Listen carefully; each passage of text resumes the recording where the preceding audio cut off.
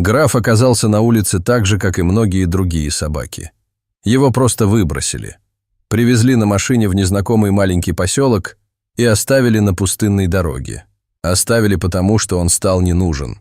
Граф – собака бойцовской породы, американский питбуль-терьер. Хозяин держал его для собачьих боев, веря, что тот сможет принести ему богатство и славу. Однако, как это часто бывает, с возрастом пес стал проигрывать.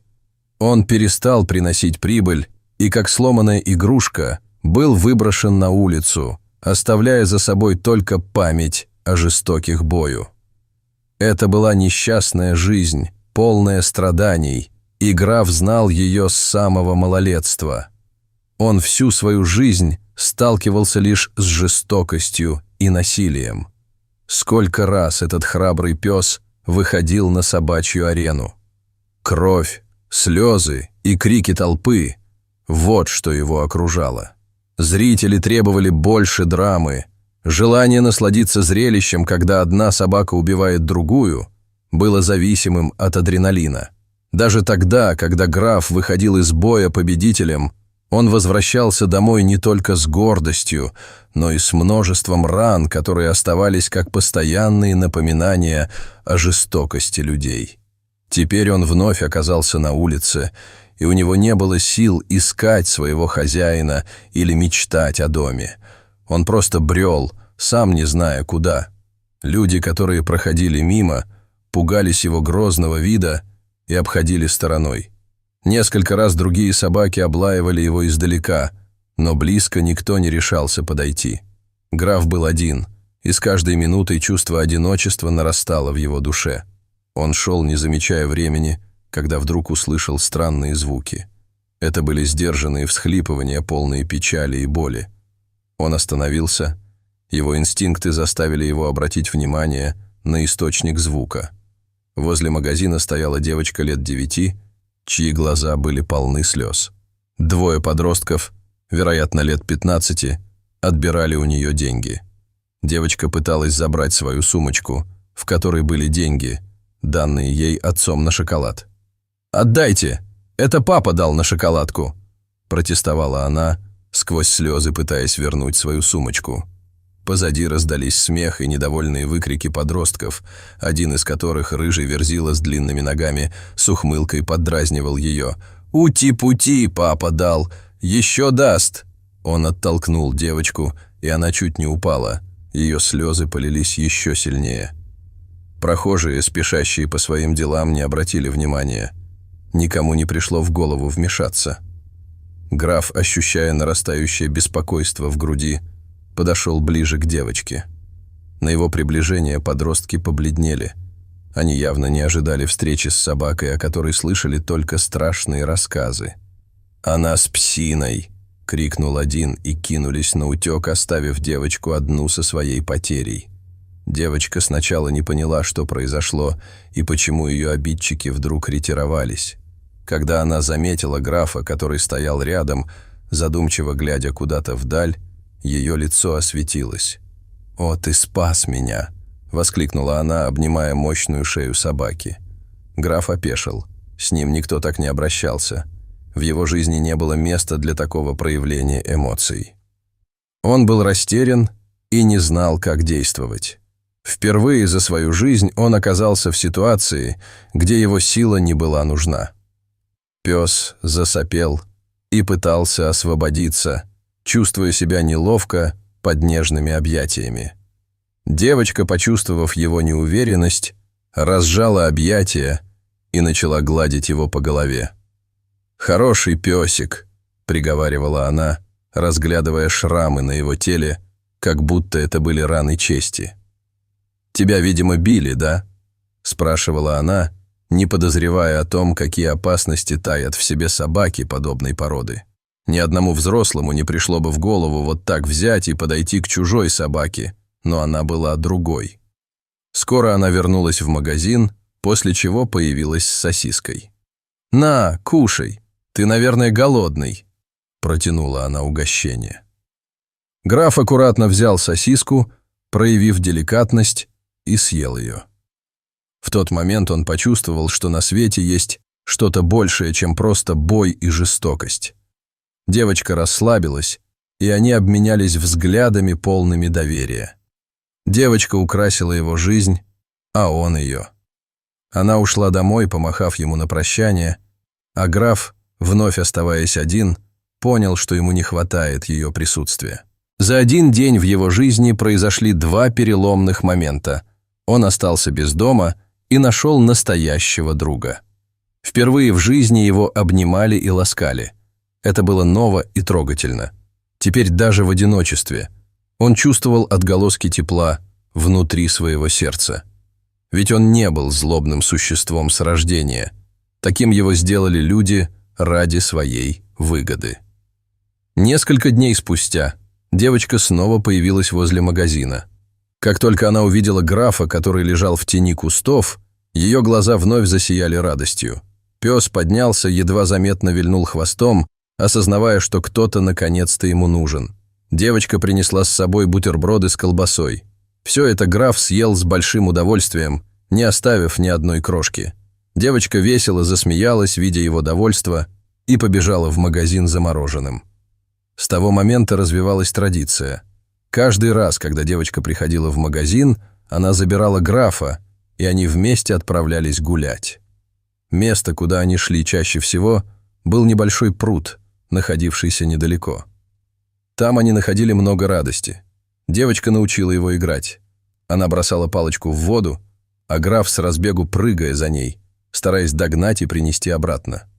Однажды, когда девочка пришла к графу, она была не одна. С ней был ее отец. «Вот он, спаситель», — сказала девочка и указала на пса. «А еще мы вместе играем. Он очень хороший и добрый. Пожалуйста, папочка, давай возьмем его к себе». Мужчина с недоумением посмотрел на мощное тело собаки, охваченное шрамами и следами прежних боев. Даже несмотря на то, что граф выглядел крайне исхудавшим, его физическая сила была еще заметна, и слова «добрый» и «хороший» никак не подходили к его образу. «Ну, не знаю, дочка», — сказал он с отвращением, — «это довольно опасная порода. Я не хочу, чтобы он жил у нас». Граф, спокойно сидя, наблюдал за ситуацией. Он интуитивно чувствовал, что сейчас идет речь о его будущем. Он не мог ничего сделать, кроме как ждать. Девочка долго уговаривала отца, но в конце концов ее слезы заставили мужчину задуматься. Он сказал, что они с мамой еще подумают. Прошла неделя, а девочка больше не появлялась. Граф почувствовал тоску по своему новому другу. Он прежде не знал такого чувства, ощущения ожидания и тревоги. С понурым видом он слонялся по поселку, искал каждый день ее светлые волосы и нежный смех. И вот, однажды, он вновь увидел ее. Она пришла снова, и в этот раз с отцом. Они надели на собаку новый ошейник, а девочка счастливо взяла крепкий поводок в руки и повела графа за собой. Он не сопротивлялся, понимая, что у него появилась новая семья. Теперь его новое место жительства было в прихожей, где постелили мягкую подстилку. К его радости даже в ту первую ночь он спал спокойно, в абсолютной тишине и комфорте. Граф даже не представлял, с каким трудом девочка уговорила родителей взять его домой. Они были категорически против собаки, особенно такой. Маленькую, пожалуйста. Искали и мечтали о такой, но только не эту кровожадную и настоящую боевую машину. Однако девочке не нужна была никакая другая собака. Только этот угрюмый пес, который удивил ее своим благородством и добротой. И вот неделю спустя, после множества препирательств, родители наконец сдались. Граф оправдал доверие девочки. Он не приносил никаких хлопот. Его поведение было тихим, с гостями сдержанным и миролюбивым. И вскоре он стал неотъемлемой частью семьи. Его место стало не только в коридоре, но и в комнате девочки. Однажды вся семья, в том числе и граф, поехала на озеро. Девочка, весело смеясь, носилась со своим четвероногим другом по песку, бросая палки в воду. Вдруг неподалеку от них остановился черный джип. Граф сразу насторожился и прекратил играть. Вышедший из машины мужчина направился к ним. Отец девочки поприветствовал незнакомца, и тот стал расспрашивать о рыбалке, водится ли здесь рыба и где лучше клюет.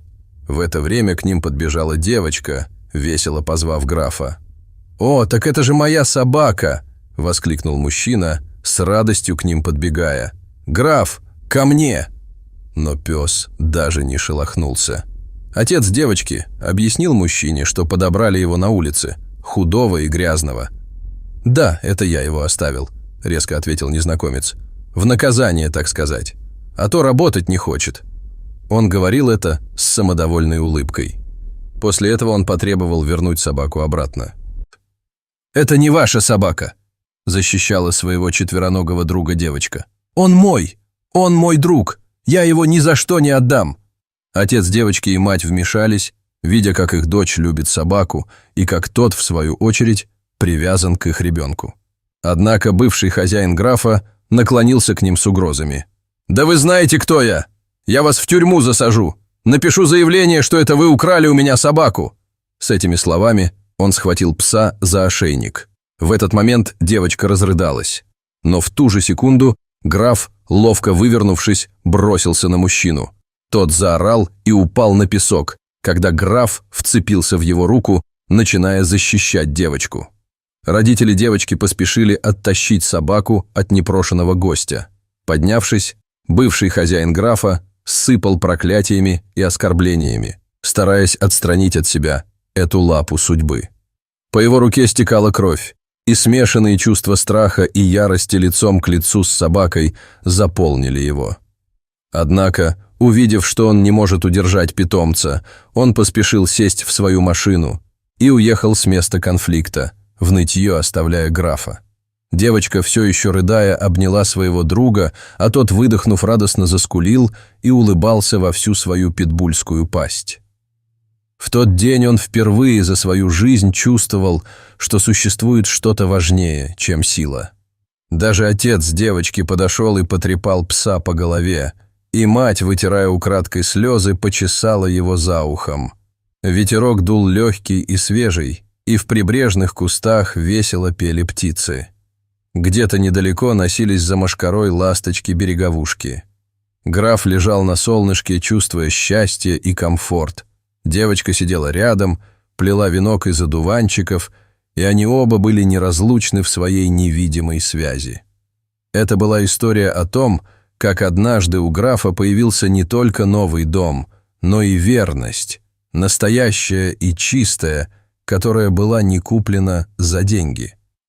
Изменяя свою судьбу, он нашел не только семью, но и настоящее счастье. Верность собаки не купишь ни за какие сокровища. Она либо любит, либо нет. Третьего просто не бывает. И недаром говорят, что собаки – это ангелы, спустившиеся с небес.